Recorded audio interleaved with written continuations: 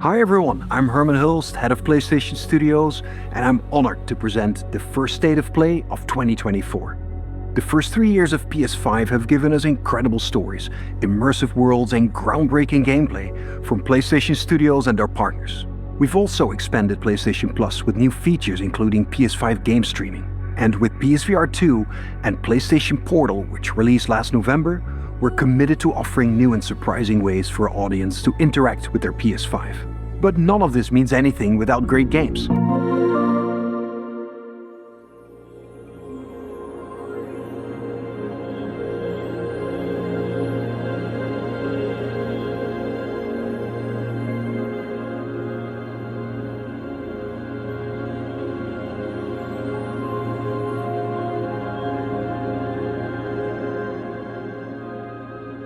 Hello there, and welcome to episode 83 of the video game podcast, PlayStation Pals. I'm joined by the Herman Hulst, to my Hideo Kojima, John. Now, John, I don't like you that much, though. Oh. Are you saying I won't be a PlayStation Pal anymore because this is, in fact, the last episode in which we'll be calling ourselves PlayStation Pals? Yeah, we're going to become the Hideo Kojima podcast. Oh. You have been replaced. Since I am Herman Hulst, you have been replaced by our good pal Kojima. But no, yeah, that's, I think you're onto something there, bud. Yeah, so we've been teasing this for a while that we are going to change the name of the show. This is in line with just an evolution of the show, not a big major change as far as the format or how we are doing the show. Just as we've talked about, we want to push the show further, and you can't really take a show that is using the PlayStation name in it further. Yeah. It is trademarked by PlayStation. And as you've heard on this very show, we just don't talk about PlayStation. We talk about Xbox. The Xbox chumps take over. Maybe want to do a Nintendo Friends segment or something like that. Sorry. So the name is coming. It'll be by next episode. In fact, if you know what it is. Yep. In fact, if you follow us on social media, you'll know before that, because we're looking to change it this week, and then by the next episode, you'll hear everything, the new name. It'll be there, so don't freak out when things are different in your feed. But again, like I said, the format's the same. The 6 things. John and I will still be here. There'll be some new music. We won't have the PlayStation intro anymore. And yeah, it's exciting. Nick's terrified that somebody is going to swoop in and steal the awesome name that we've chosen between now and when we post. So yeah, we can't share it now. But echoing everything Nick says, when we started this thing fucking 85-ish weeks ago or whatever it is at this point, I know we took like 1 or 2 weeks off in the middle. Didn't really know where it was going to take us. Didn't really know if we'd gain an audience. And, while we haven't gained thousands and thousands of listeners, I mean, I don't know if I speak for you, Nick, but just even the little amounts of emails we've gotten from Jesse and Mark and pals of the show, guys we know outside of here. It's been a lot of fun. It's a lot of motivation to keep going, to keep pushing, to keep trying to make this thing a little bit better. And while you mentioned it's not a major change in any way, shape, or form, I think the name fits us a little better. I think the name flows, and it'll allow us to try and broaden the limited reach that we already do have, and hopefully, gain some extra PlayStation pals across the globe. Well, yeah, and then we don't want to turn people off to the show that aren't just playing on PlayStation as well. We want to open that up to all gamers and, have input from more people, even though, obviously PlayStation is dominating. We really do want to talk about all games, all kinds of things, and really open, and not have the title of the podcast be limiting. So and let's be honest, it's because my kids take up so much of my time. I can't play PlayStation nearly as much as I can play my Switch. So we need to fill it in somehow.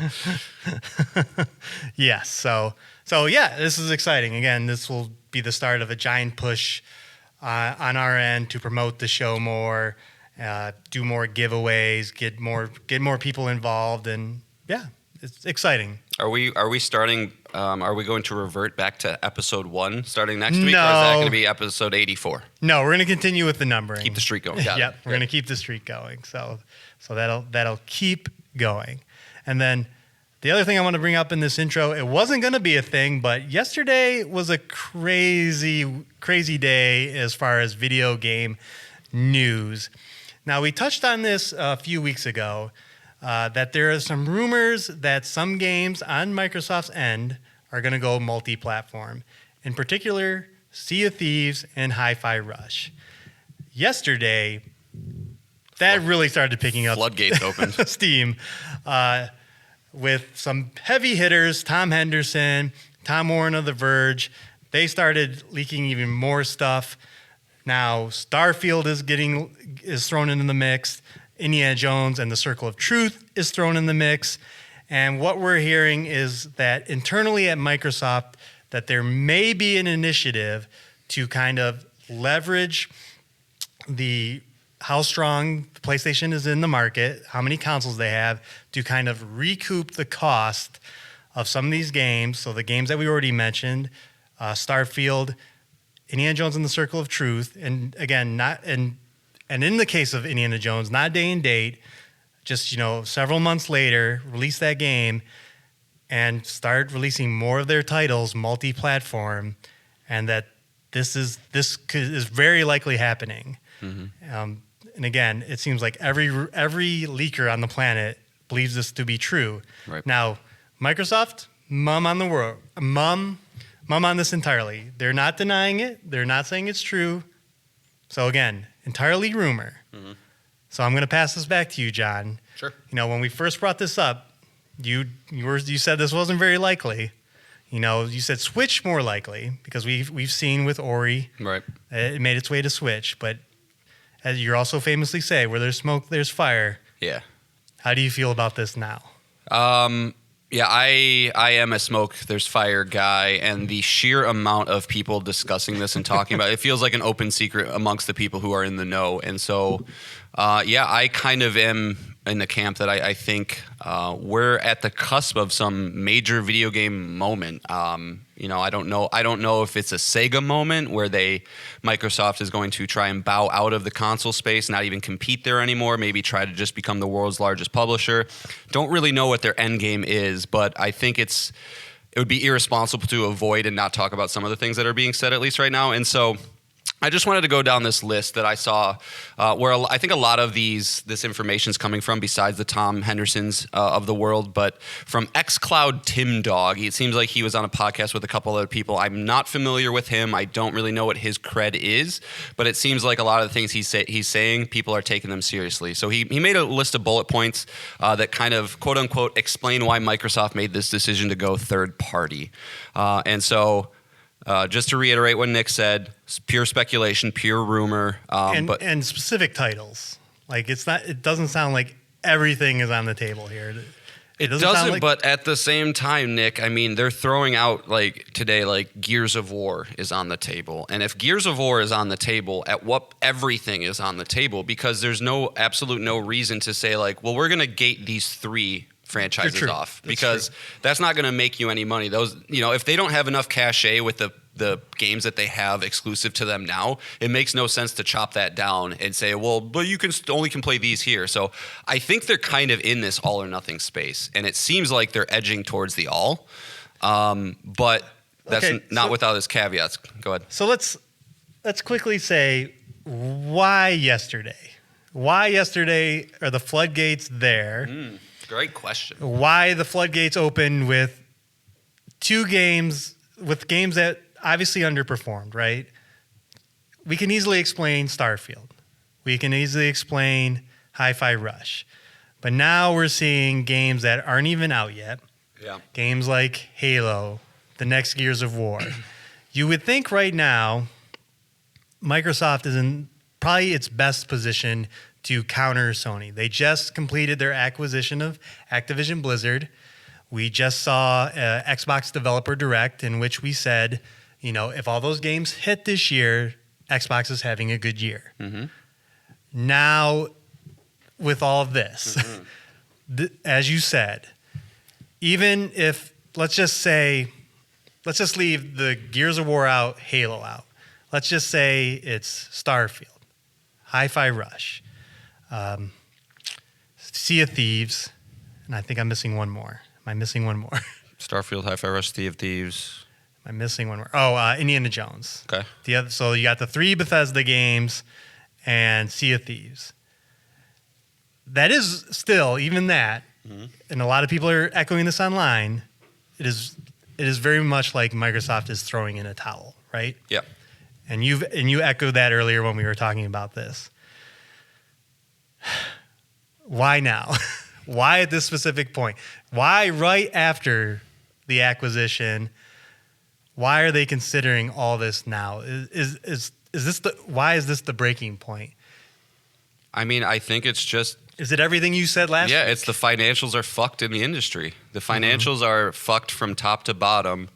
And I don't think even the top dogs at these companies quite know how to tackle it. And it seems like at least Microsoft has kind of made a series of bad bets to try and get themselves out of it. And a lot of that is, decisions they made. But I think a lot of it, too, is just kind of the situation that they find themselves in. Losing the Xbox One generation just kind of made them place these crazy bets on Game Pass and subscription services. We see that those are flatlining a little bit. They're not getting as much margins, as much revenue as they thought. They're not getting enough people to subscribe to there to like keep this thing healthy and feed it. And so they're kind of trying to explore different ways that we can increase our margins to keep it going.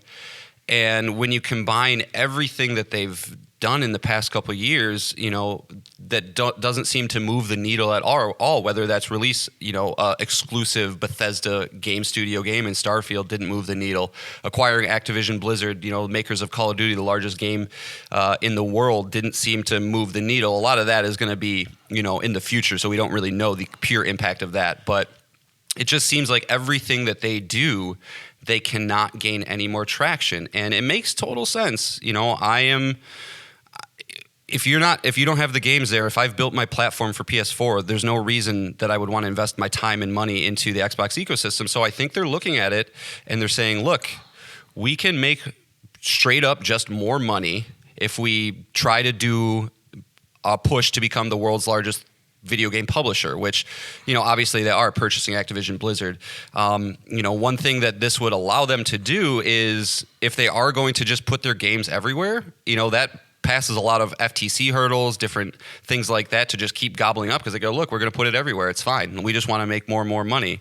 But just to go through some of the bullet points that xCloud Tim Dog here says in the last 3 months of the year, they had consoles for $350 and no one cared, right? Echoing the just sheer amount of people that don't want to really invest in that ecosystem.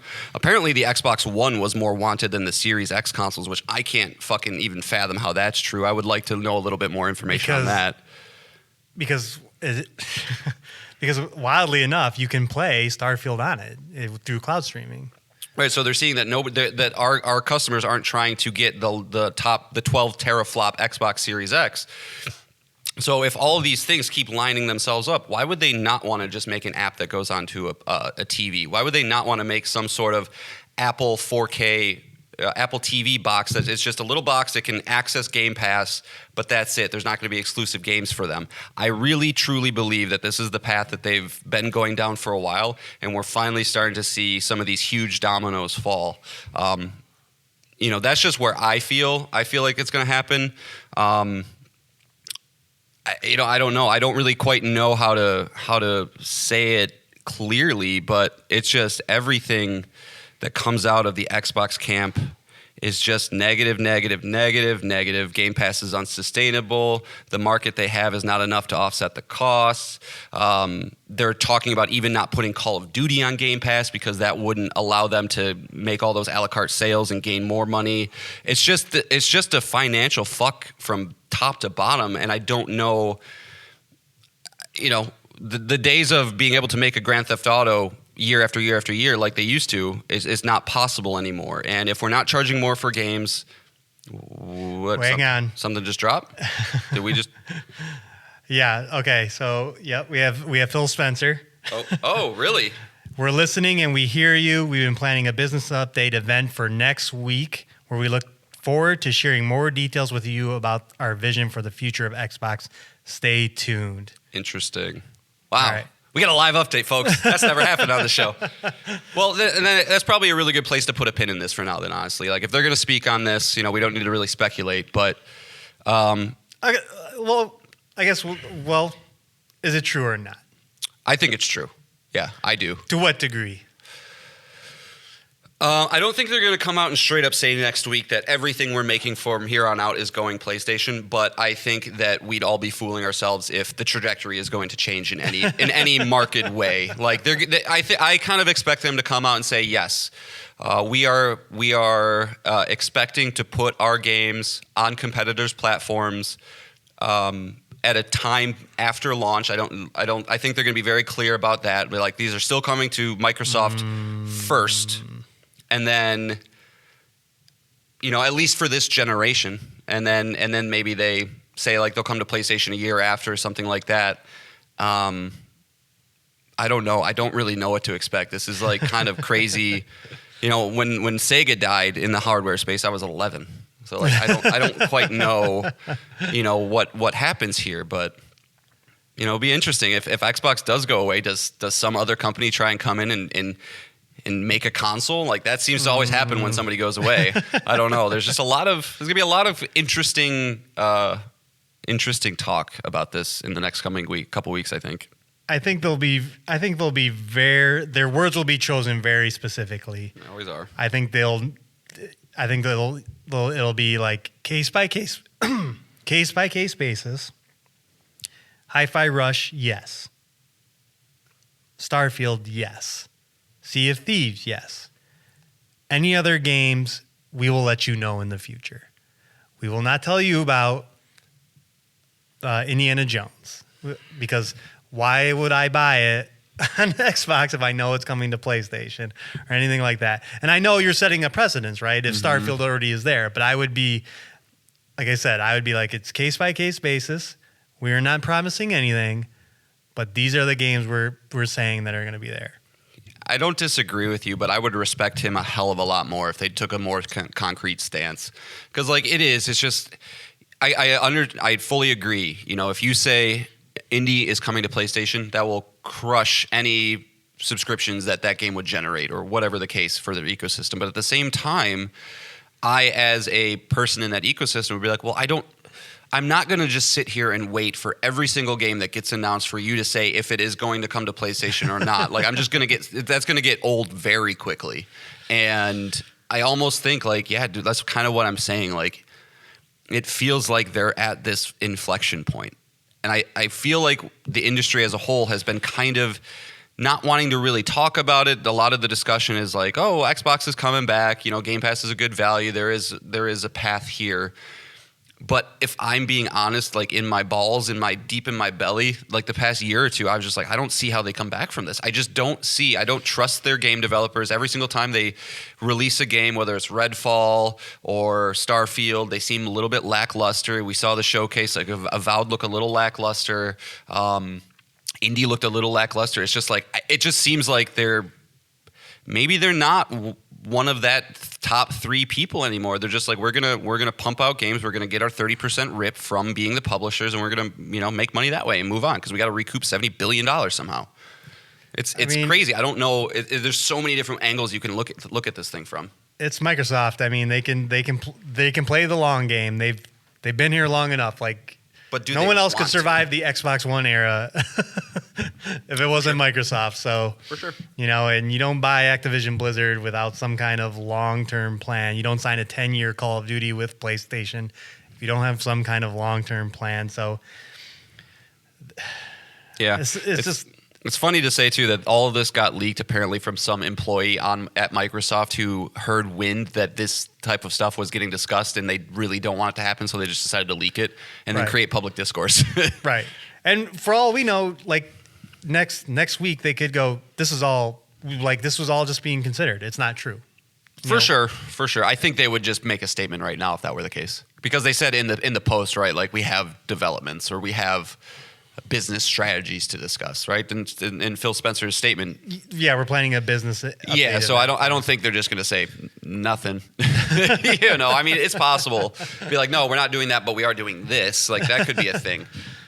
But again, smoke, there's fire. There's reasons that all of these people in TheVerge.com is comfortable enough to publish an article about it. Like, you usually don't see those big boys actually publish the articles unless if they have concrete evidence, because that's journalistic integrity that's on the line at that point. It's not some, Twitter user that people forget about in 2 seconds. So. Right. It's a lot, man. Between what we have in the show coming up for this show next week, like there's a lot of stuff to talk about right now, and it's kind of a little overwhelming. We still gotta watch that Grounded documentary. I don't know when we're gonna fit that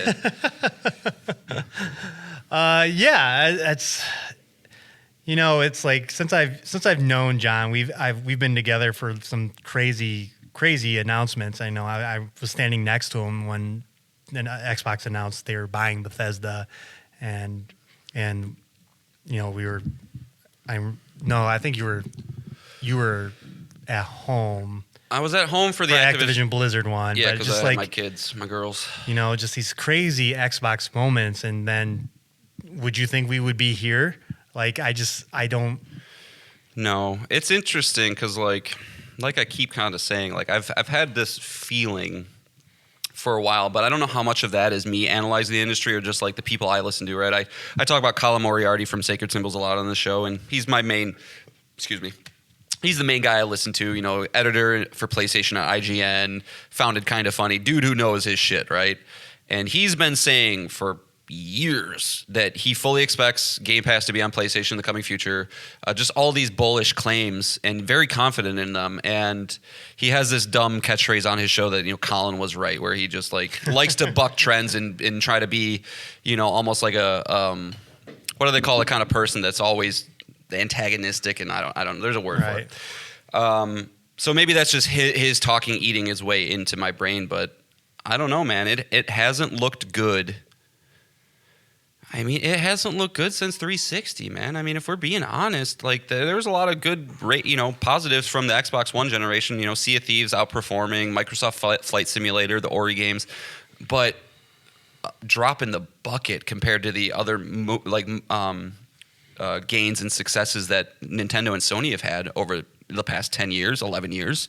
So it's hard not to look at it like the trajectory is down, and you never write off a company like Xbox or like Microsoft, who has $3 trillion in their back pocket. Yeah, you always thought they could muscle through it. Yeah, and they had some other financials kind of, I think, post lately where it's like, most of their income comes from their servers and their cloud functionality, things like that. And then Office, like the Office suite.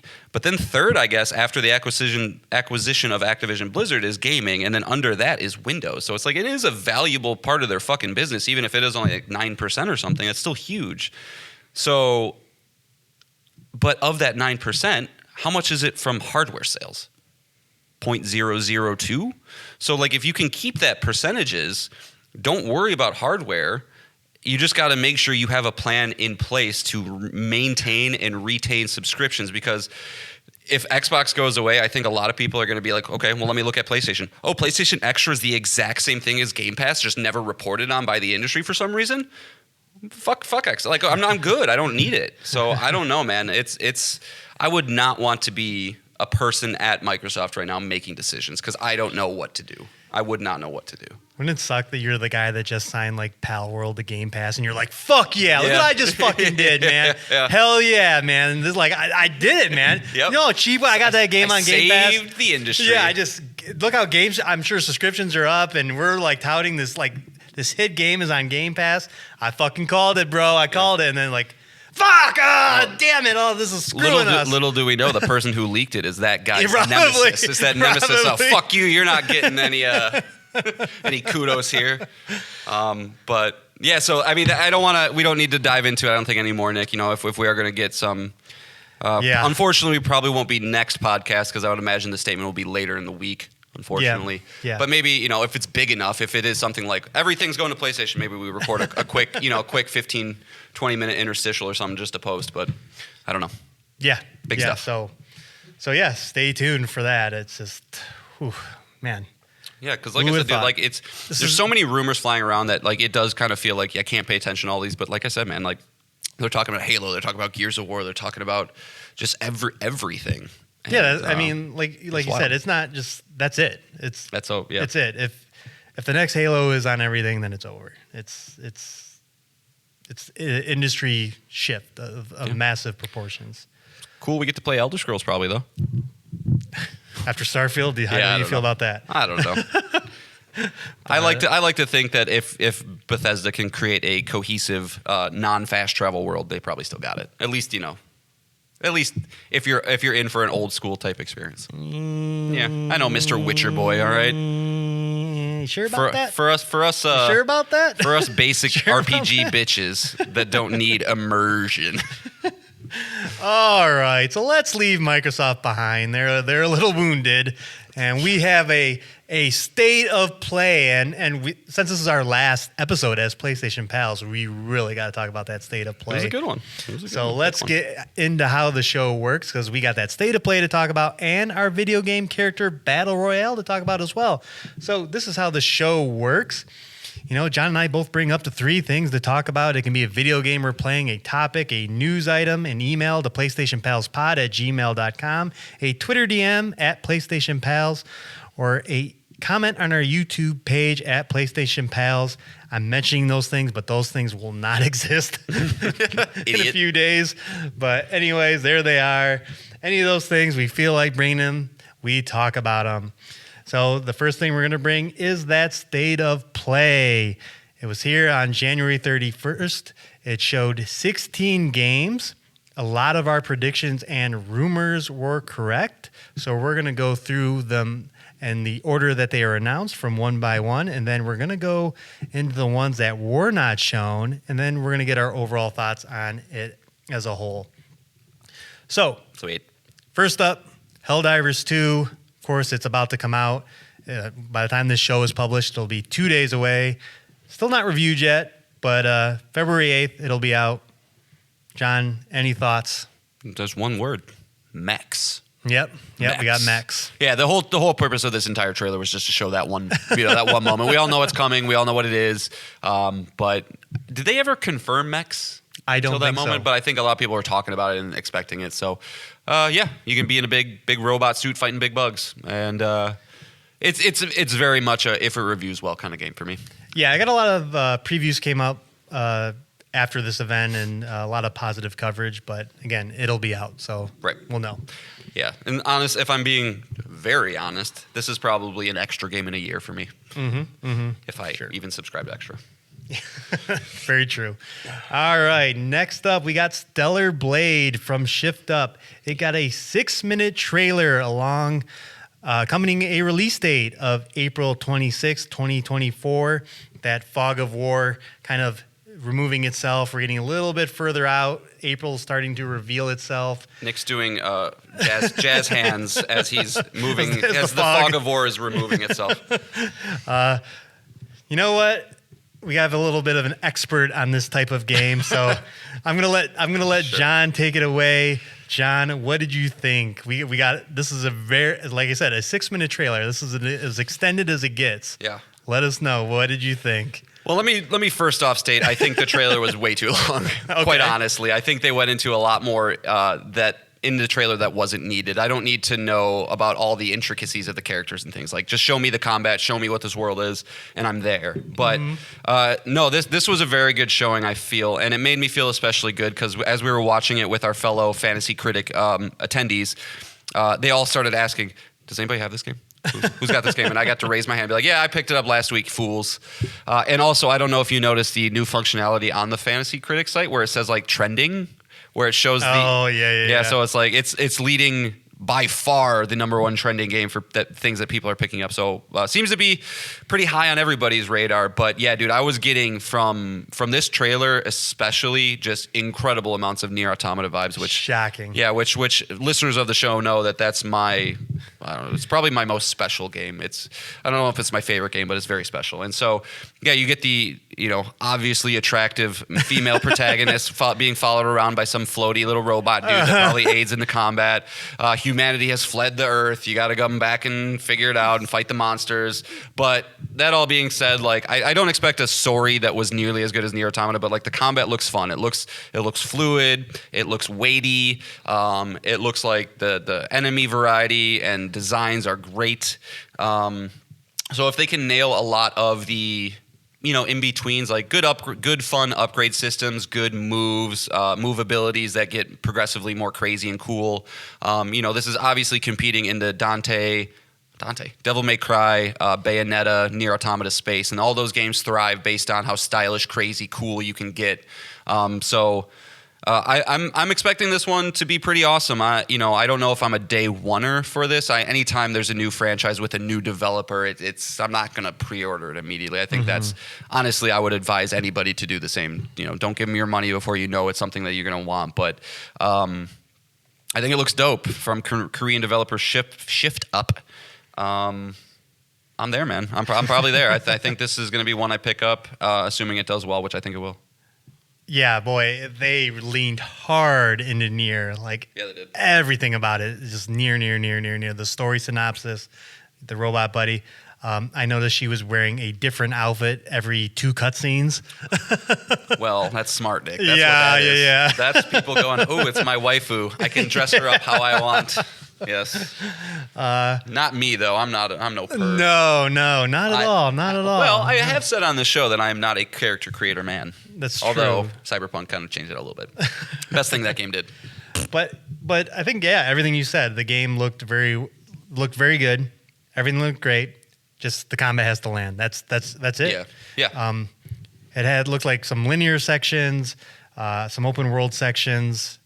I think all it has to do is land that combat and it's in. And the story just has to be halfway serviceable. Yeah. And hopefully it's not, and I really hate saying this because I think this argument is one of the video game people's worst argument, but I hope it's not like a 6 to 8 hour game. I kind of would hope it's a little more than that. I'm hoping for like a 12 to 15, I think is probably a good spot. But that could be something, I think a potential like, I don't know, it's super short or something like that. But it doesn't look like they're really trying to do anything like live servicey, make you want to stick around for hundreds of hours, hoping for just a nice, go in, come out. Maybe it's got a good trophy list, get to platinum, and, then I can have a new 2B type crush. Yeah, whenever we do another video game character battle royale, we'll... Yeah, because she's what, Eve? Yeah. She's Eve. All right, so again, it's another game to fill out, Sony's second-party offerings. Yeah. Another console exclusive. So, all right, moving on. I'm sorry, John. It is a remake of Sonic Generations, Sonic X Shadow Generations, a remake of the 2011 game. We are getting a Sonic 3 movie in December of this year. So. I did see Jim Carrey confirmed, though. Yeah, Jim Carrey's coming back. That is good.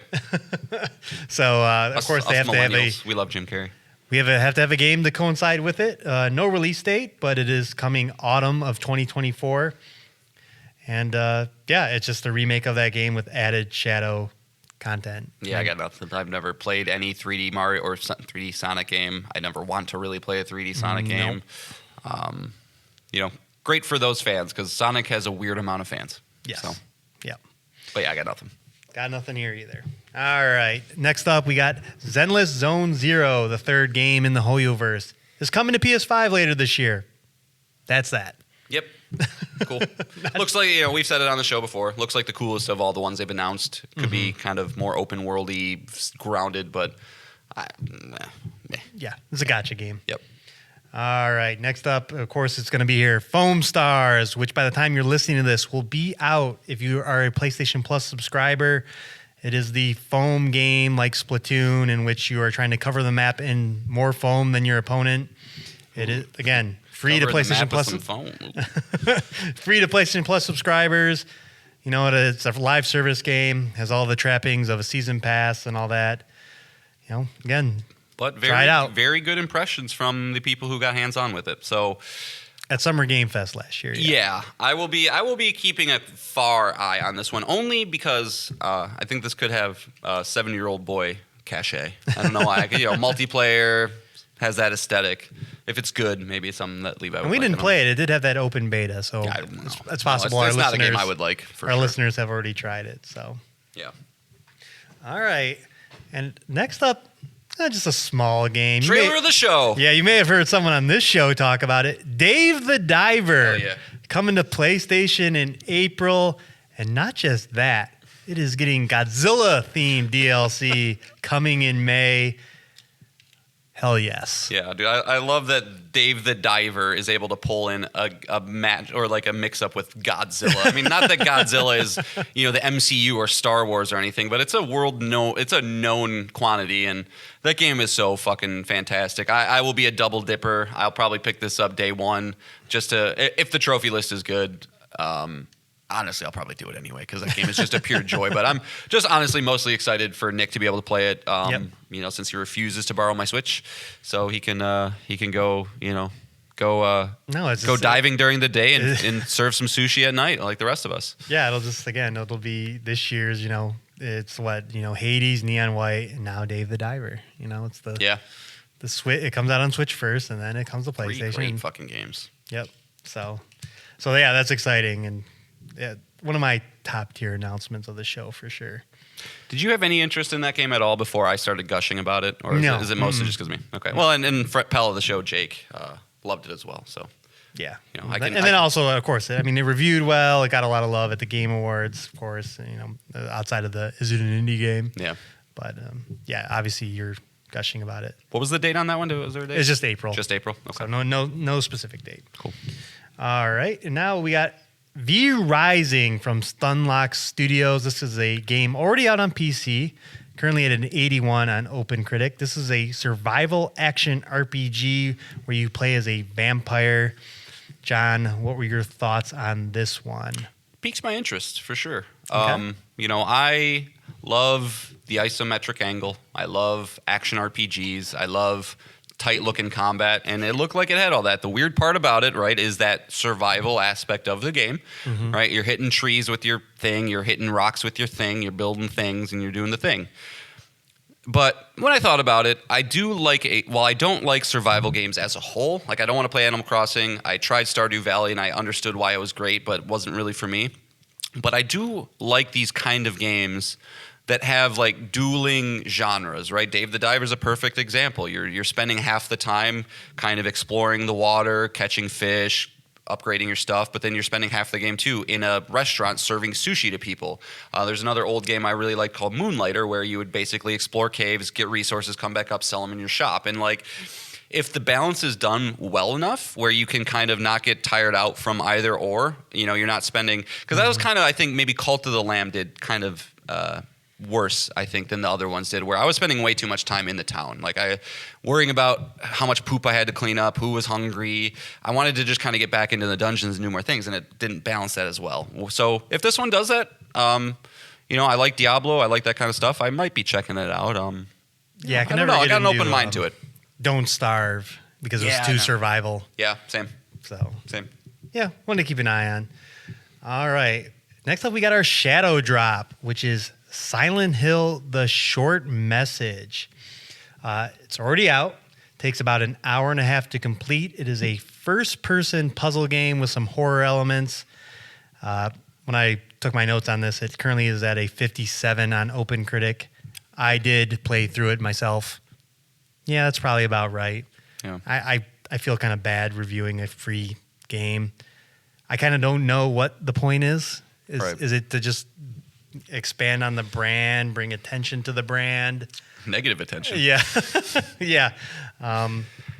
Yeah, it was that was a confusing one because they didn't even really, when they were talking about it, be like, this ties into 2. It was just like, here it is, enjoy.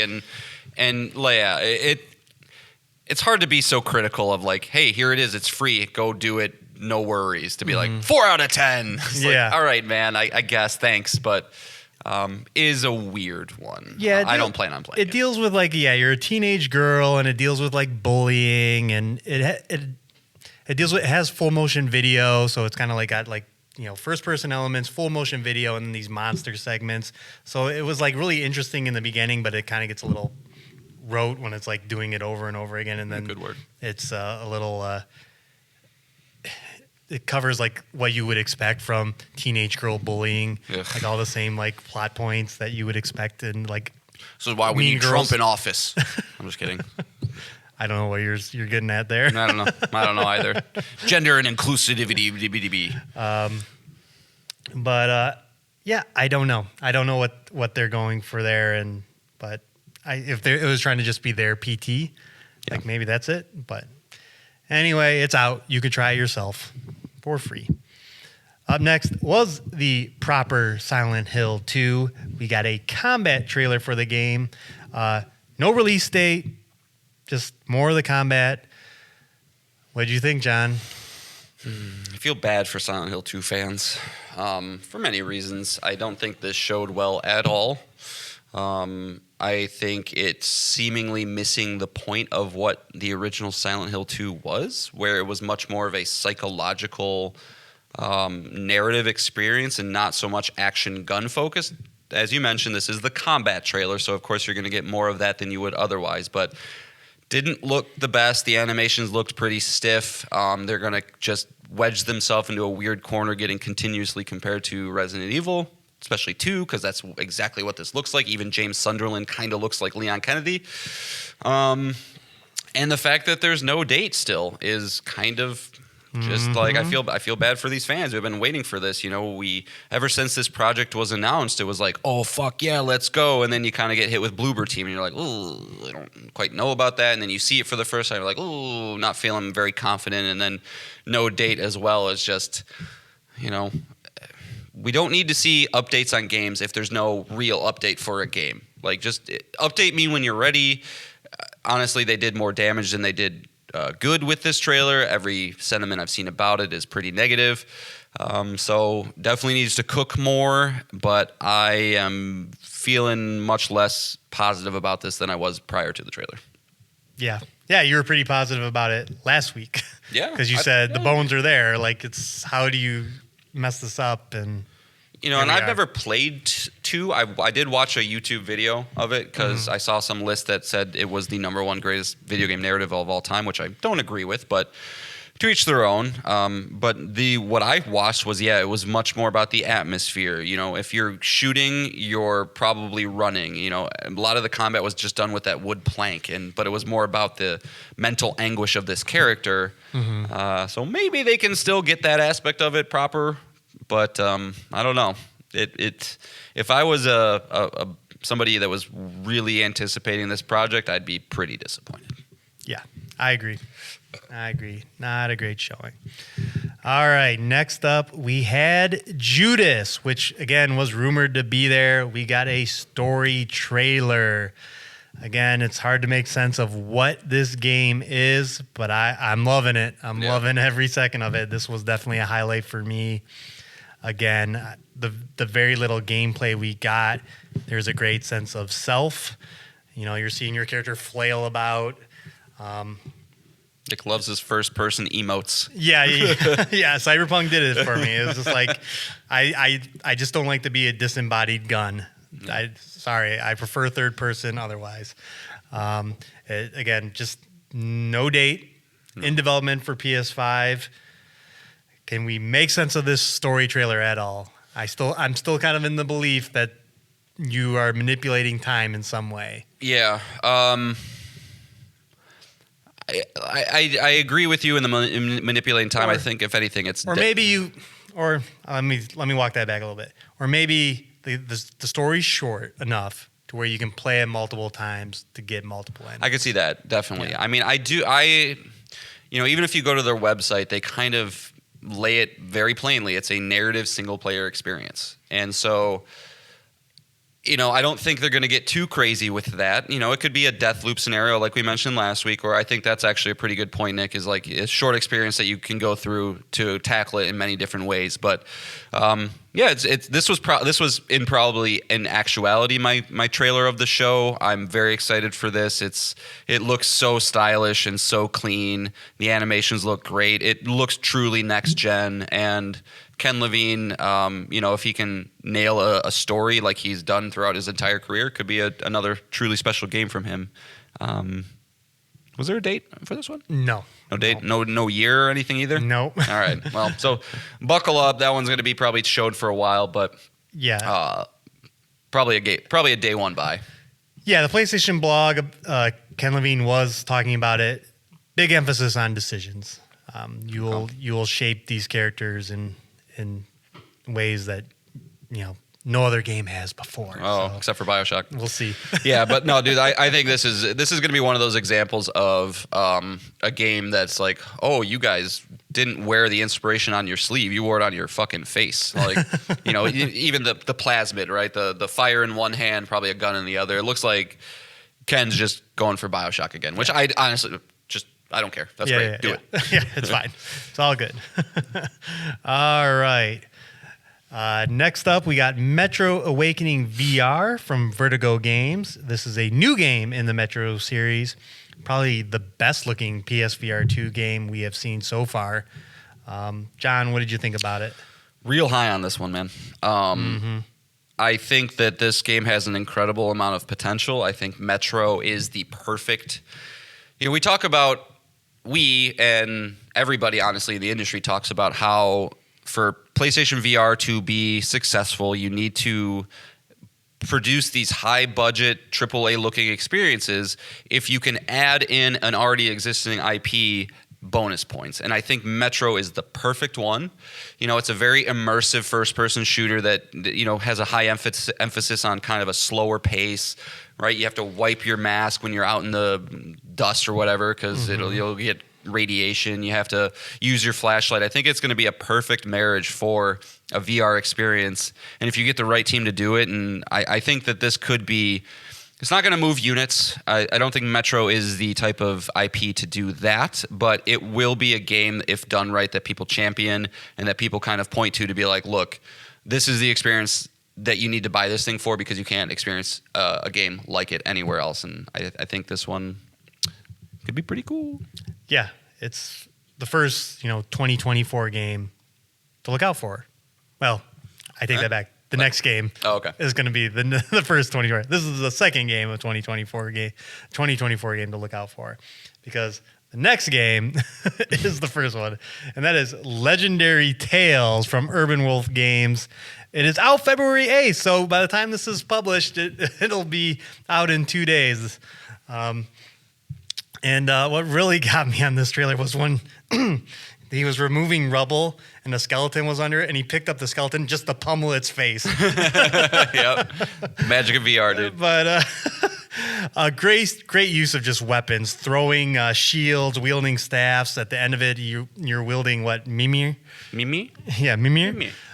Just it didn't have the graphical fidelity of Metro Awakening, but just the silliness of what you can do with a bunch of weird weapons and just beating the shit out of a bunch of enemies.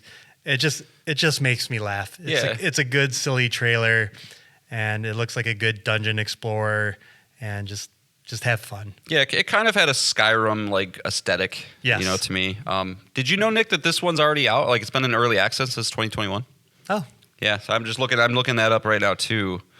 Early access says 2021, so which is good because I mean that's 3 years that they've had to improve and work on it.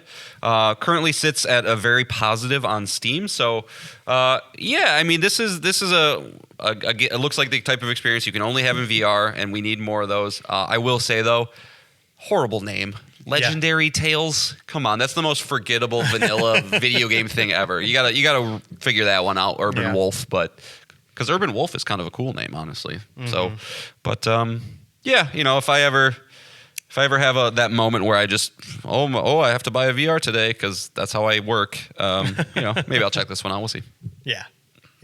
Again, PSVR 2 needs games, and I'm glad that the 2 games that were shown are pretty solid. Yeah. Pretty solid. No Astrobot, but it's fine. No, but we'll get to that. All right. Next up is Dragon's Dogma 2, again, coming March 22nd. Nothing too groundbreaking here, just more monsters, more magic, more fighting. I'll let John take this one because it changed his mind. Let's hear it, John. What did you see that changed your mind? Day one buy? No. Special edition? No. Collector's edition? No. I think that's what you said. I don't even know if I'll play it. Oh. Honestly, because Okay. I've tried Monster Hunter, I've tried Dragon's Dogma 1, but bounced off both of those very quickly. But no, I think just in terms of what the experience is aiming for, I think they're going to do it in spades. I mean, there's been a lot of weird talk about this game in the past week or so where the director is saying things like, well, if you make a fun game, you don't need fast travel. You don't need quest markers. And it's like, I get what you're saying, dude, but sometimes you just want them there. So hopefully... they do include those kind of things. But no, I think graphically it looked great. It looks like there's a lot of different variety for the way you can approach different enemies. Definitely had the sense of scale with some of the monsters you got to fight. But I don't know if I have any specific thing that I can point to. I just think that this was probably the best the game has looked. And, if you can provide a smooth experience with fun open world things to do, it'll find success. 30 frames per second's kind of gross, honestly, and they have confirmed that, but it's Capcom. Capcom, with the exception of Exoprimal, has only delivered bangers since Resident Evil 7. So I think it'd be weird if it wasn't good. I know we had a different opinion 2 or 3 weeks ago that we kind of thought this game might be a little, ugh, but I have confidence in it now. Okay. It looks clean. Yeah, we'll see. I'll be on the fence. But. I just don't like those attack this crazy big monster that you have to fight for 35 minutes thing. That's just me. I don't. Right. I don't I'm like with you. that. So I'm with you. All right. Next up is another game coming out on March 22nd. We got a 4-minute gameplay demo for Rise of the Ronin. I don't know. This game there's something off about it. Something in my brain is saying, don't approach me with caution. yeah, approach me with caution. I'm a low 70, Nick. I don't know if I go low 70. I'm telling you, Yeah? I got a tingling. Really? Something in my gut. I mean, I think they're really trying to capture the Assassin's Creed type of formula, maybe, where you might be approaching more breadth than depth. If you know what I'm saying. But I think there was some things to be excited for if you are looking forward to this game. I think the traversal is something they're obviously trying to show off, which is like you go from grapple hook to flight, back into grapple hook, and land on your horse. Continue going. That type of stuff, if it's implemented well, does feel good. Weapon variety was very nice. Yeah, weapon variety. I think there's, I'll say this, it's a setting that I'm pretty unique to, where it's like this fusion of Western society with Japanese traditionalism. That's a weird dynamic, but and it has I'm sure we've seen this before, but it's very Souls combat, very deliberate, very a lot of blocking, a lot of watching your opponent's attacks to find an opening. And looking at it, I'm literally watching it right now. Yeah, it's like Ghost of Tsushima mixed with a little bit of Souls, which I liked Ghost of Tsushima's combat, but I got to admit, when I would get into those standoffs, they just frustrated me because I would always be late, or I'd always be, I don't know. It's just I feel like there's no depth here. It's just wait to go, and that's kind of it. But I don't know. I think this one will be in that tier of the Wulongs and the Neos and those low 80 type games. I think this will fit itself into there nicely, but. Not a day one buy. It's a wait and get on sale kind of game if I were to ever play it, which I probably won't because I don't have time. Story of John's life. There's going to be no day one buys. Despite Nick likes to bring up every time I bring this up, but you had the most hours played last year. Yeah. Big asterisk. You're right. Big asterisk. You're right. All right. We're almost to the end here. Next up, we got Until Dawn. That remake is true. coming from Ballistic Moon, not Supermassive Games.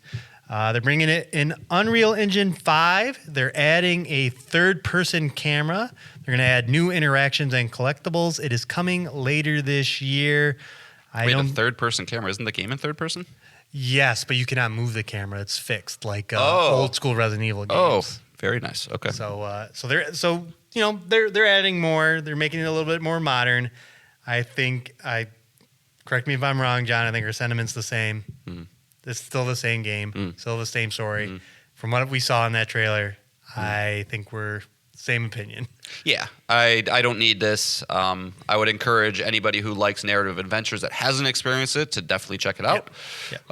But no, there's nothing about this that is making me clamoring to go back. I will say they did more to it than I thought they would do. It does look modern and up to date, and that's all great. But I could not explore or find a reason to go back. No. I mean, it'd be if they. Do you think that they would include a PS5 upgrade path for those who already own it?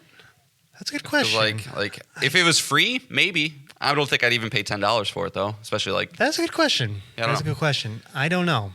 So it'll depend. A lot of us by now have certainly got it through, extra or essentials.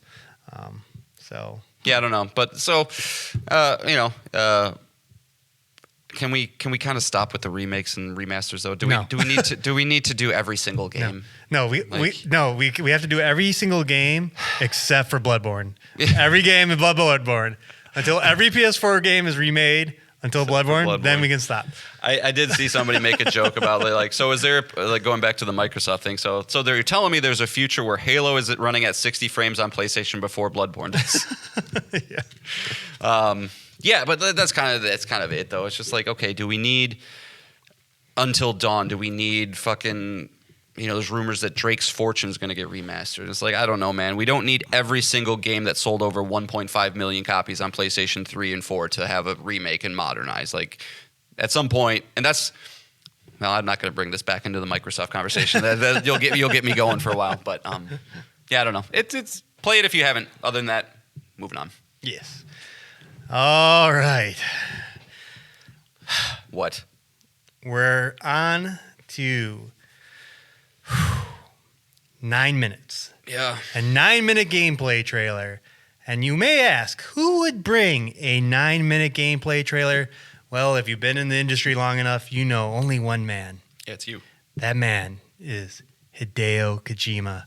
And that game is Death Stranding 2. That is right. That is correct. Death Stranding 2 on the beach. Got a 9-minute gameplay trailer. It is, in fact, not coming this year. It is coming 2025. But, boy, did we see a lot of this game. And it is a Kojima trailer. Mm-hmm. Is Fragile have robot hands that cover her mouth and light cigarettes for her? Is Sam Porter Bridges carrying a puppet, very like Mimir with Kratos, that talks and will be your... Gets mad if you touch him? Yeah. Will be your buddy, which... Honestly, great idea to take. It is a great idea. Fucking awesome idea. Mimir's the man, dude.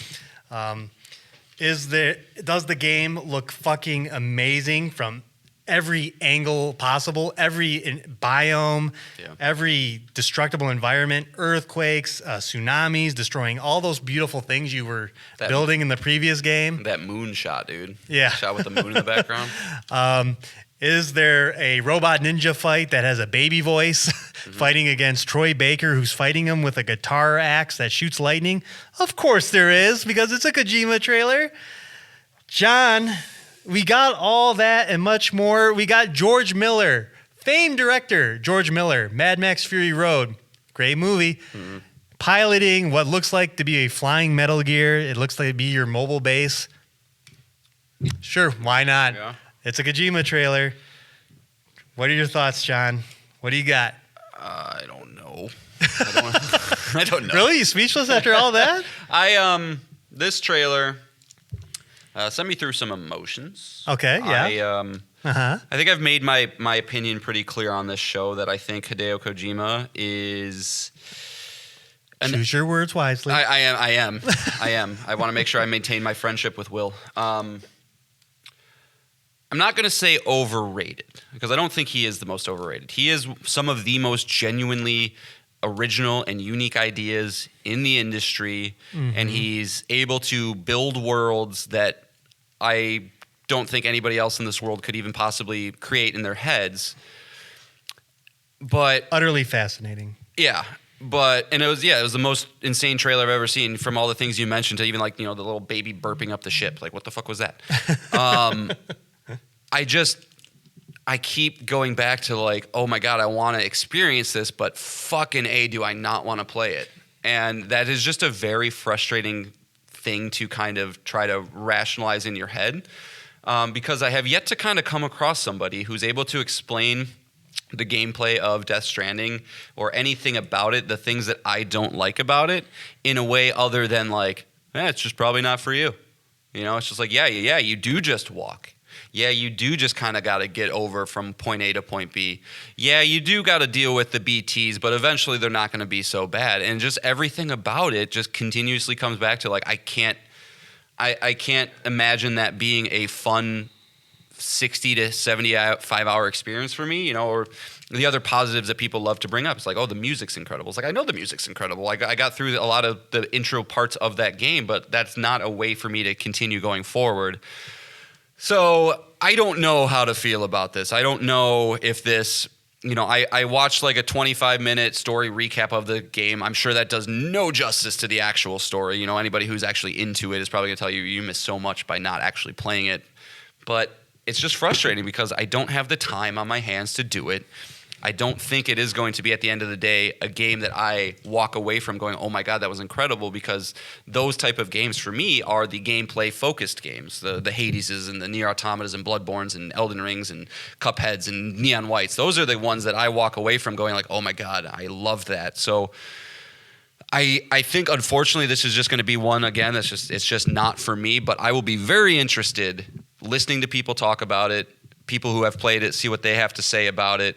And maybe they're going to tweak enough that, like, it does enough to get me to go in and at least experience it. I hated I hated those UIs so much, almost more than the way that the game played.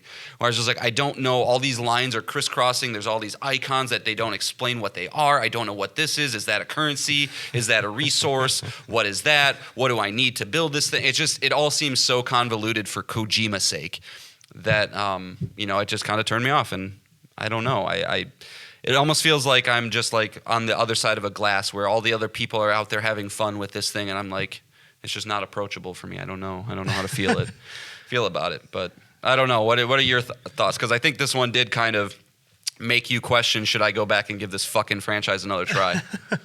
Yeah, I don't want to go back to into my thoughts on the old game. Yes, I want to give it another shot, of course, because this game looks awesome. It looks great. It looks amazing in every sense of the. Oh, also, sorry, I still hate Norman Reedus. I don't know why. Can't help it. Because I do come from this world of Metal Gear. I love Metal Gear. I rank it as one of my favorite franchises of all time, and I ate up every 9-minute trailer for Metal Gear Solid 4 and 5. I loved them so much. And it was a bummer to bounce off Death Stranding. And I do really think I just didn't give it enough. I should have pushed through it, but it's hard when there's other games to play. Time's not infinite anymore. But this trailer, I want to play that game. That game looks amazing. Everything about it. Even when you think about walking and then you get grabbed by some goopy dudes and you lose all your packages and you got to go try and get back up, and then you run into a thing like an invisible thing because your bike doesn't want to go over it. And yeah, I think you just gotta gotta accept it. Do it for the story. Yeah, I think you gotta accept it, and it's not necessarily a fail state. You just gotta get through it, and I think you'll be fine. You just accept it. And you'll get through it. But the trailer looked awesome, and it did. That's a premiere game next year for sure. Yeah, without a doubt. It's his attention to detail, the fidelity of the faces. Like that's a next gen game. I will say, the best looking environments I've ever seen, probably. Yeah. in a game. That is a next, or I know we say next gen, but it's a current gen game. Yeah. It is a PlayStation 5 showcase game. When we talk about our top 10 PS5 games, we try to put on there games that say this is what shows off your console. That is a trailer that shows off what a console can do, and it's Kojima. We have every faith that game is going to look like that, and Right. incredible, just incredible. So I'll tell you what wasn't incredible, though, is the next announcement. well. No Wells. Well, the frustrating thing is the showcase should have ended on that. I 100% believe that because that was a showstopper, as we just talked about. Yep. But we're not done. So what we got at the very end is Herman Hulst.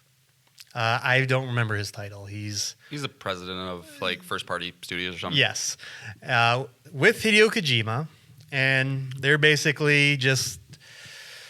Again, it's like Jeff Keighley with Hideo Kojima. He's just love fest for Hideo Kojima. But in that, they talk about how they want Hideo Kojima to return to what he's great at, and that is action espionage, Metal Gear.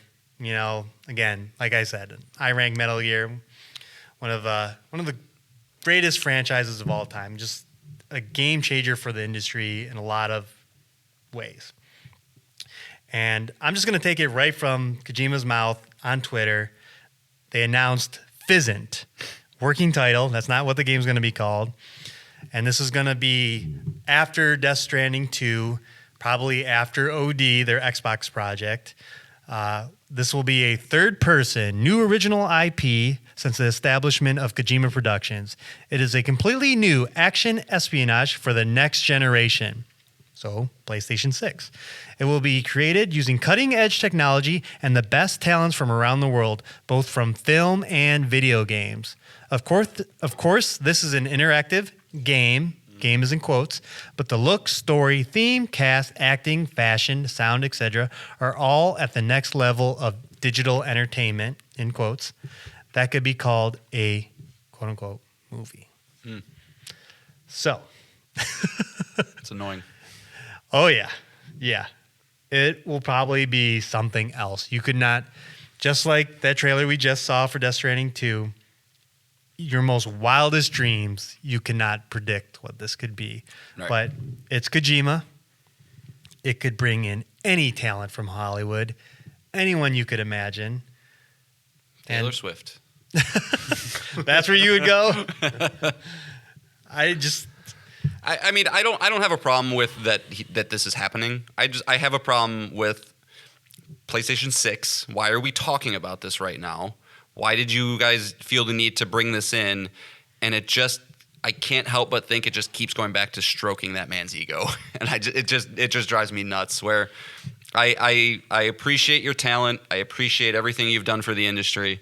But why does everybody need to fucking prop him up so much higher than anybody else? Yeah, I just don't get it. And like the whole, camera zooming away, drone thing it's always so much with him, and it just gets frustrating. And yeah, it's a continuation of the Game Awards. It really is. And yeah, I mean, again, he is doing things that it just seems like nobody else is doing, but it's like, let's step it back. He's a video game creator.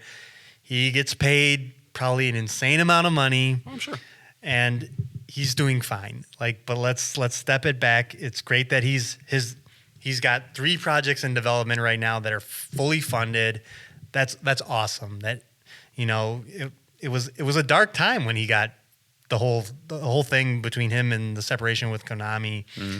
And it was awesome that he came out of that swinging with Death Stranding and was successful once again. Got some big dick energy. Yeah, and is just continuing just to be this legendary creator. But yeah, let's take it back and let's just let him continue to be him. Yeah, it's just, I mean, I criticized, rightfully so, announcing Elder Scrolls 6 in 2018 when that game's obviously not coming out till at least for 10 years after that. And right. I would if this is a PS6 game, let's just give him the benefit of the doubt, which I don't think it will be, but like a launch game, that's still 5 years out, 4 years out at least.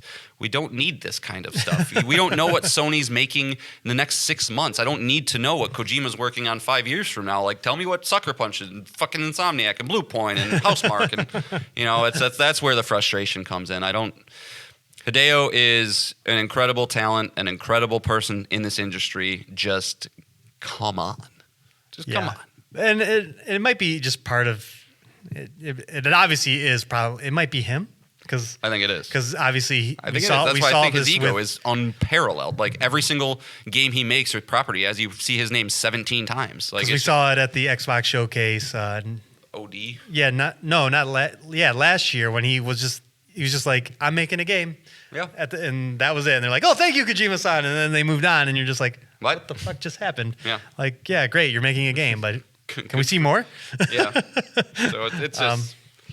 I don't know, maybe he's got terminal cancer and we don't know it, and they're just trying to get him out there as much as possible. He's up there, but yeah, it's also weird. It says he's only worth $30 million. I would have thought way more than that for that guy. I mean, that's still pretty I wish I had that, but he's I don't know. He seems higher than that. But no, and that ended the show. All right, so let's quickly go through what was not shown. Let's save the big one for last, but not shocker because these were kind of shots in the dark. Astrobot, Behemoth, Destiny, Shadow of the Earth Tree. Mm-hmm. We're just Yeah, those were shots in the dark. Yeah, of course. But the big one, which was rumored, Billy Buccoon, who correctly predicted Death Stranding 2 on the beach and Until Dawn, also predicted Concord to be there. Not there. Yeah. What's up with that? What's up with that? I don't know. What's up with that? I mean, obviously, we're at the beginning of the year. Doesn't really mean much, right? Mm. You know, I mean, this could also lead into my next question because when do they speak again? Well, yeah, when do they need to speak again? But also, we only got that fog of war only lifted till April. Yeah. Sony's summer and fall and winter still unknown because Concord wasn't there. Death Stranding 2 is now next year. Judas is obviously further out, probably next year. What is it? We still don't know. Yeah. What's the lineup? I think it might be becoming clearer and clearer that this is Sony's strategy with unveiling things is we wait until right before the next announced thing is about to come out, and then we just announce the next thing, and we'll see you again in that cycle, right? Where Helldivers 2 was, before this, I think, the only thing with a release date that was first or second party, I think. And we know that's coming out in a couple of days, so now it's time to talk again. So I would expect if we're going to get Stellar Blade late April, it might be a little pushed because you kind of talk around that time of year in rhythm with E3, even though E3 is dead. So I would expect probably, some sort of state of play in May that'll showcase the summer and fall. Well, we got a showcase last year in May. Yeah, or a showcase. That'll be the next time they talk. But yeah, I mean, I think that's where they do it, and maybe they just decided that,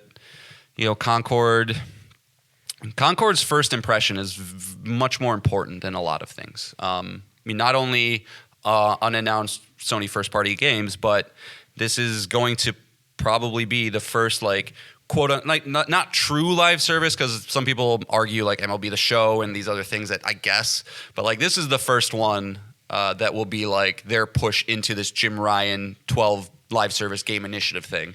So it really needs to make that first impression strong. So maybe it wasn't ready. Maybe they, was kind of on the fence and they didn't know where it was going to land. But I don't think there's anything wrong with it. I think it's just kind of one of those, we got a great show. And one thing we didn't mention, I don't know if you were going to mention, is I forgot about it. Okay. At the very end after Fizzent, they mentioned that State of Play was going to be back tomorrow? Yes. By the time you listen to this, another State of Play for Final Fantasy VII Rebirth will be airing. Around 20 minutes long, and that demo that we said is very likely last week is almost all but confirmed. Yep. To be released. So not that I think that they would use that that they're very clear. This is Final Fantasy VII. They're going to be talking about, so I don't think they'll be like, hey, by the way, here's Concord or anything like that. But I don't. I think it's just a timing thing. I think they like to keep their cards closer to their vest more than ever, and it's annoying. It's especially annoying again with the Kojima announcement and like, why did Wolverine get a 4-year lead up and it's just like there's little weird things here and there. But I don't know. No, I agree. They're just cagey with other things and full of information for others. Yeah. I don't know. I don't know. But again, it's we got a bunch of big games coming, so we're satiated until May, and then hopefully they'll fill out the rest of the year. If in 2 weeks we might get maybe Indiana Jones and some other stuff will be played this year. So I don't know. Yeah. Starfield's coming out in June. What? Okay. Yeah, it's true. Don't know. If next week is like because part of that rumor was that Hi-Fi Rush is a Q1 game for PlayStation. So if Hi-Fi Rush is like a March game, then there's more coming. Yep. So, but we're kind of talking from a first party, second party showing, not third party. But right. All right, what a show!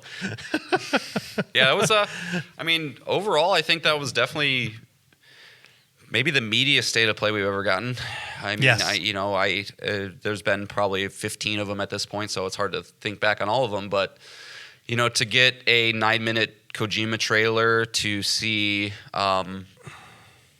Stellar Blade, gotta look at my Judas. notes here. The things we just talked about.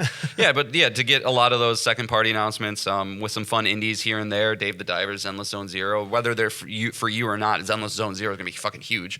Silent Hill 2 update, Judas, like it was a good one. I think again we've had not a lot of filler since that horrible showcase. Our big point of contention has been better curation, and you're taught all these good indie games, good VR games, good big titles. Just everything's hitting here. So yeah, the Sonic game was probably the only one where I go, come on. I don't care at all. But nothing overstays its welcome. Yeah, maybe spending 9 minutes on Death Stranding, 6 minutes on Stellar Blade. A little too long for both games, but it's fine. Yeah. Both those games look very good. So yeah. All right, so let's go on to our video game character battle royale. Let's announce the results from last week. Okay. Are they not good for you? What is the appeal of Crash Bandicoot? I don't know. He is now taken down 2 of the platform mascots, and Nathan Drake and Master Chief. Can people who are voting for him let me know? Because I would love to know. You can't hit him with projectiles. He just spins him out of the way. Okay, I guess. Sure. And the other one, Kratos has beat Monokuma. Okay, I will accept that. But come on now. What is the deal with Crash Bandicoot?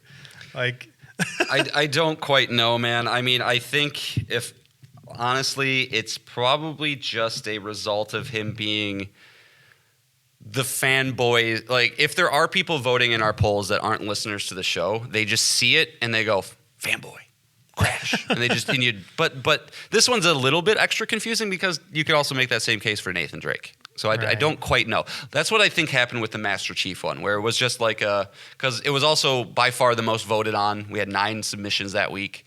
So I wonder if people just kind of saw. Yeah, but that is a poll that also ran into multiple ties. So that poll has, that's not even including the other times we had to run it. So that, I don't know. Whatever. It's just annoying me that Crash Bandicoot Crash Bandicoot's winning the whole thing, dude. Yeah. Oh, Kratos it's actually Crash Bandicoot. Crash Bash. So whatever. There you go. So John. All right. What was the other result of the other one though? Oh, I said it. It's Kratos beat Monokuma. Oh, Kratos. Obvious. Sorry. Yeah, obvious. I tried my best, Similarly to, I think, maybe a couple of the matchups this week, there's just some matchups that you just, Yeah, I know. And again, they're blind polls. People don't write in as to why they think they're going to win. So you just It's where it falls. And as you asked me, I think last week, Kratos is the fucking front runner. So what? And again, John and I are assigned these people randomly. Like he got Kratos. Like, come on now. Like I can't feel too bad. That's my boy. If we were drafting these teams, which maybe for another, maybe that's around 3. Yeah, maybe that's a different way to do this. And yeah, maybe it is around 3. Crash Bandicoot #1 draft. Here we go. Maybe. But maybe that is an idea. Well, maybe we'll stick with that because maybe the more personal attachment to some of these characters. Because round 3 I get 2B. It's like. I love that you've already put her in round 3. That's good. That's good. But all right, let's move on to the battles this week. We have Solid Snake versus Sora of Kingdom Hearts, and Dante of Devil May Cry versus Ratchet of Ratchet and Clank, of course. I believe I picked the matchup, and you went first last time, so you can pick the matchup, and I'll go first this time. Do your Solid Snake. Solid Snake. All right. All right. So Solid Snake versus Sora. All right. Solid Snake is going to open up with CQC, close quarters combat. Sora's reliance on the Keyblade and close range combat will be his downfall, and Snake will land a series of blows and be able to disarm him from his weapon. All right. Sora counterattacks with Sub-Zero impact, undeniably demonstrating his physical power the Keyblade bestows upon him, twirling his weapon in a blocking formation and teaming up with Elsa's snow monster Marshmallow, and then completely obliterates a gargantuan descending meteor that is surely big enough to destroy the entire frozen world. Okay. I thought I just disarmed that Keyblade, but we'll let that slide. You can just summon another one. All right, well, this is going to trigger the defensive Octo Camo. This advanced suit replicates the textures and appearance of his surroundings, making Solid Snake nearly invisible, also regulating his body temperature to avoid thermal detection. That's fair. Sora lost track of Solid Snake. However, he summons the Genie. The Genie, almost godlike figure who can just pretty much do whatever he needs to. So, hey, I need to see Solid Snake, Genie. Okay, here you go. There he is. So he sees him. Now what? Oh, you were planning for this, huh? I don't know. Genie just seemed like a one-size-fits-all. All right. Well, Fox is going to have to use, or Solid Snake is going to have to use his ultimate move, Fox Die, a programmable virus that will target Sora and his summable friends. Unfortunately, there's no defense against this virus. It kills them all. Assuming somehow he doesn't die from the virus, Sora uses his ultimate, which is Union X, which is he summons all of the wielders of the Keyblade, forms millions of Keyblades, allows to ride them in the sky, forming a chain of floating Keyblades like a river, and basically just blows up everybody because. If you watch the attack, I don't know what you could possibly do against it, but it's typical Final Fantasy bullshit. Yeah. So, Knights of the Round Table. Yeah, that kind of thing. He's like riding it like a Japanese dragon, and they all just. So, all right. Quite a different fighting style between those two. Yeah. All right, so that leaves Ratchet versus Dante. All right. You're going first. All right. Well, I think you knew this one was coming, but Dante is a party boy, right? So all Ratchet's got to do, he throws out that Groovatron. Dante's dancing the night away. We're not looking to fight. He's just dancing. You got to throw the Groovatron out. All right. Dante is going to go to his Quicksilver stance. This fighting style lets Dante slow down time, increase his speed. This will give Dante an advantage in dodging the projectiles that Ratchet heavily relies on and closing the distance. That's fair. Dante's still dancing, though, because he's dancing the night away. While he's dancing, Ratchet pulls out his cryo shot, freezes that motherfucker stone cold. He's not moving. He's not deflecting, dodging out of the way of anything. He's frozen. All right. Dante didn't want to do this, but he's got to go into Devil Trigger. Dante transforms into his demonic state. This increases all of his stats, speed, strength, all that, including healing. And That's it. This is not looking good for Ratchet. It's not, but luckily Ratchet has the black hole vortex gun in his back pocket, which the demon he may be cannot escape the sheer power of a black hole. He gets sucked in, and Dante, he's spending the rest of eternity in a black hole where time stands still. So, Dante going weapon to weapon with Ratchet, I thought was going to be hard. Mm-hmm. But Dante does have one weapon that can go toe-to-toe with Ratchet. Which one's that? Is it the guitar or was the motorcycle? No. Okay. It's Pandora from Devil May Cry 4. It is a briefcase that is 666 different weapons. Oh, jeez. And in the game, you only get to see 7 of those 666, but this includes a triple-barrel rocket launcher, laser cannons, 6-barrel Gatling guns, and a large tri-blade glaive. This is the only way he's going to overwhelm the arsenal of Ratchet is this weapon. Good weapon. Forgot about that weapon. Yes. There you go. Cool.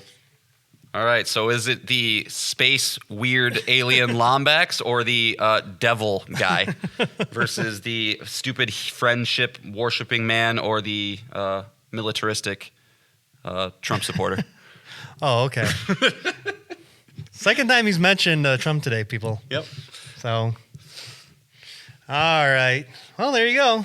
All right, so we got to see where we're going next week. Oh, yeah, that's right. The fun part, Nick. Oh, hold on. I didn't remove some of our boys. All right, remove you. All right. And remove Sora. Okay. Next week. Nick's going second now, right? So yep. I will have Sub-Zero. Okay. And you will have, against Sub-Zero, Doom Guy. Oh. That's a good one. Doom Guy. That's pretty good. It's pretty good. He's pretty good. It's pretty good. All right. Pretty good. Second matchup. Yes, I got 2B. 2B. Come on. Somebody shitty. Against Aloy. I like it. Okay. All right, there you go. So Aloy 2B, Doom Guy, and Sub-Zero. So yeah, those polls will be posted to our Twitter account, which will be under a new name. So stay tuned for that. That's right. All right. So again, that's a really big tease. Is the new name of the show. So stay tuned for that. Don't freak out when a new show is in your feed. But hopefully I'll have enough warnings there to be like, formerly PlayStation Pals. It's just your friends. Don't worry. All right, John. What else do you got to tease? Obviously, if for whatever reason Microsoft has an announcement before we record next week, we'll talk about that. Yeah. I mean, I am on day 3 with Abby, so I'm honestly making pretty good progress with the game with Last of Us Part 2. So I would like a target of having it done next week, so that at some point you and I can sit down and do the spoiler cast. Yeah, we for should start doing that. So we'll get that planned out. But other than that, no, just that's it. Just trying to get through that one. Okay. I feel like there's something else though. Tears of the Kingdom still going. Yeah. Your normal. Yep. Your normal Normal, just games. playing 2 of the greatest games of all time. And then mentioning games, and then we never hear about them again. I don't want to talk about them until I beat them. Okay. So nobody saves the world. I kind of fell off that and got a little samey. Okay. I don't know. All right. I too will be almost done with Last of Us Part 2. I'm going to get that platinum. I'm going to get it. And then I'm going to take a vacation to Hawaii because I'm going to play Lake of Dragon Infinite Wealth. Nice. I think that's a good palate cleanser of, yeah, that'll rinse off that, I don't know, everything horrible with life. Yeah. Nemesis of the show also beat Last of Us Part 2, and I said, "How do you feel?" And he's like, "Brutal. I feel brutal." Yeah. That's how you feel. That's how you're supposed to feel. Yep. Good job, you did it. We'll have possibly again a Final Fantasy VII Rebirth demo. Yeah. We can check that out. We can check out Foam Stars if we're feeling spicy. Yeah. there's a documentary all about The Last of Us Part 2, and there's some great clips I've already seen about it.